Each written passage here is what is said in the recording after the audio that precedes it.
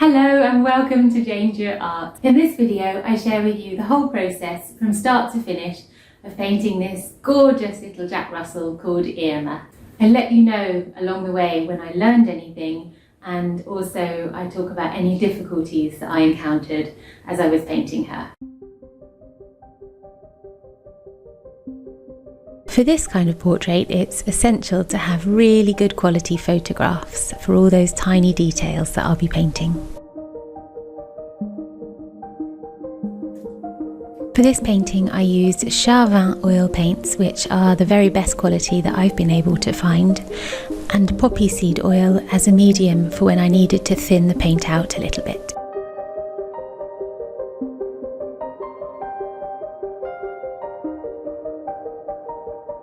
Here I'm just blocking in the basic colours and values that I can see on the photograph.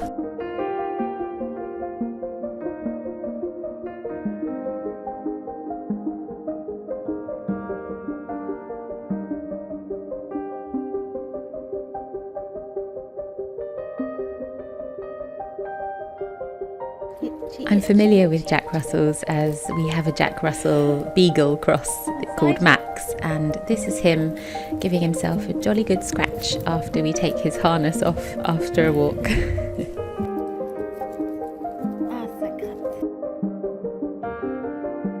I like to hold the image that I'm painting from on a phone in my other hand as I'm painting, because it allows me to zoom in really close to the particular details. Painting eyes is by far my favourite part of any portrait, and I like to get them in quite early in the process so that I feel that I'm sort of with the subject that I'm painting. It's a cliche, but eyes really are the window to the soul, and it's very important for me to feel that I'm painting the soul of the animal and not just the image that I can see.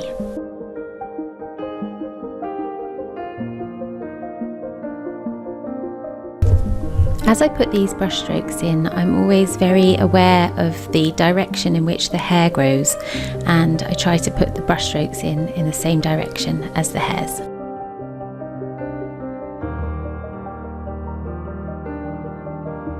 Oil is just tremendously forgiving, and you can put the paint on and then come back the next day and blend the areas together, and it just blends so beautifully, and I really appreciate it as I'm an acrylic artist normally, and the fact that oil paint dries so slowly means that you can really take your time, and it's a really nice medium to work with when you've been used to doing things very quickly in acrylics.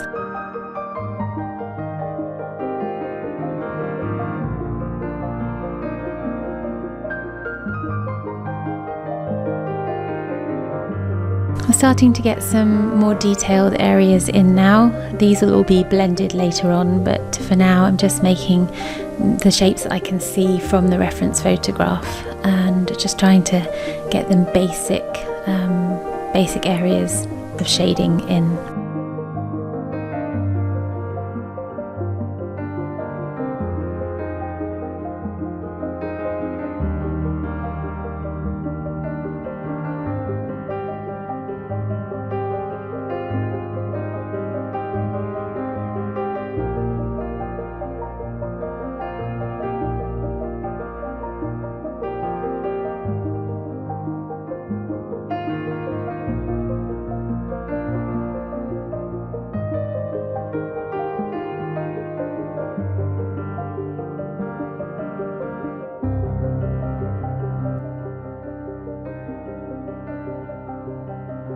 With this portrait it was quite important to get the background painted in early. I usually leave it till the end, but because some of the hairs from the dog were going off the edge of the silhouette, I needed the background to be in place so that I could paint those little hairs around the edge of the dog's face. This area that I'm painting now was one of the most difficult areas and required the most work because of the amount of shading required and the different tones, because you can actually see all the tiny little hairs growing around the nose because the hair is finer in that area.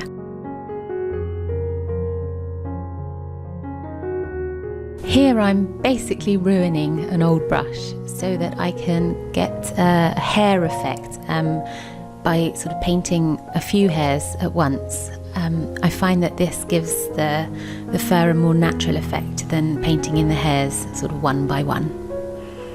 Sometimes though, on the edges of the painting, it's better to use an angle brush in order to get those specific fine hairs to show.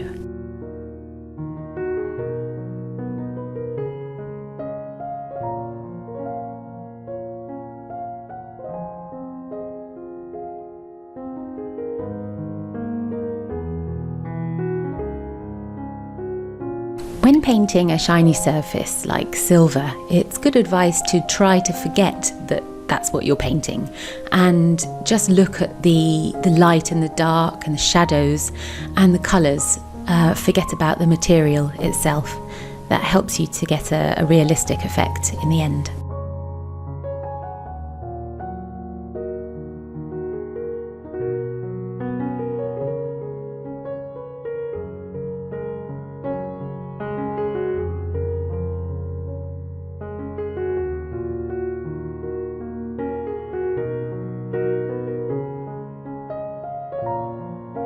This, I think, is just about the tiniest brush that exists.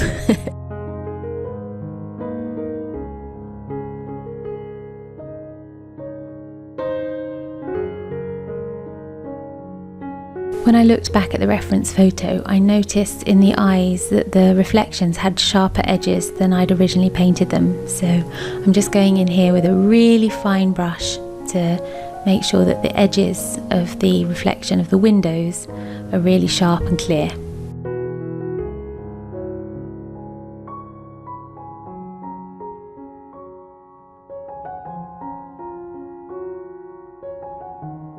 One really important thing to remember when creating any sort of work of art, I think, is to take a break from time to time, step away from the canvas, look into the distance, and you'll find that when you come back, you'll see with fresh eyes and hopefully be able to correct any mistakes or see some mistakes that you hadn't previously noticed.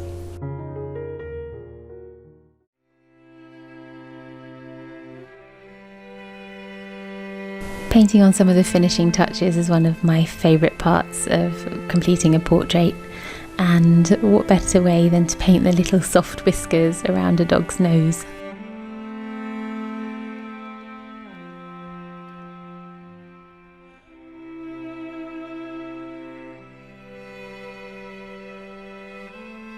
I could have used the angle brush instead to paint these whiskers, which would have given me a little bit more control, but so long as you have a steady hand, you can use this kind of brush as well.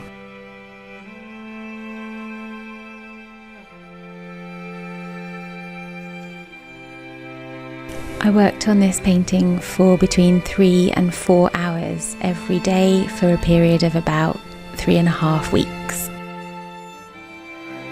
It's recommended to allow up to 6 months for drying before you varnish an oil painting. Unfortunately, this isn't possible for a lot of artists, especially if working on commissions. I know that there are some varnishes that you can use that allow the paint to dry through the varnish, and for this particular painting I'll leave about 4 to 6 weeks before I do a light spray varnish. I'll then be taking this painting to my professional framer who lives just up the road, who will be framing it and using a special anti-reflective glass, which really makes the painting stand out and just makes the most of all your hard work. Thank you so much for watching. I hope you enjoyed the video and maybe learned something. If you did, let me know in the comments. Take care, stay creative, and I'll see you again very soon. Bye for now.